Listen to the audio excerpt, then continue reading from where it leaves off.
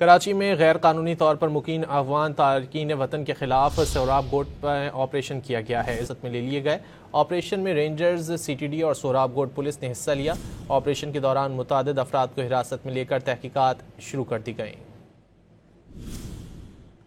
कराची में गैर कानूनी तौर पर मुकीम अफगान तारकीन वतन के खिलाफ सोहराब गोट पर ऑपरेशन किया गया है। इज्जत में ले लिए गए ऑपरेशन में रेंजर्स, CTD और सोहराब गोट पुलिस ने हिस्सा लिया। ऑपरेशन के दौरान मुतादिद अफराद को हिरासत में लेकर तहकीकात शुरू कर दी गई। कराची में गैर कानूनी तौर पर मुकीम अफगान तारकीन वतन के खिलाफ सोहराब गोट पर ऑपरेशन किया गया है। इज्जत में ले लिए गए ऑपरेशन में रेंजर्स, CTD और सोहराब गोट पुलिस ने हिस्सा लिया। ऑपरेशन के दौरान मुतादिद अफराद को हिरासत में लेकर तहकीकात शुरू कर दी गई।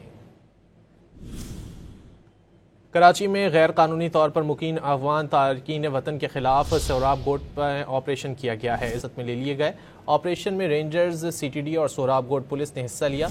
ऑपरेशन के दौरान मुतादिद अफराद को हिरासत में लेकर तहकीकात शुरू कर दी गई।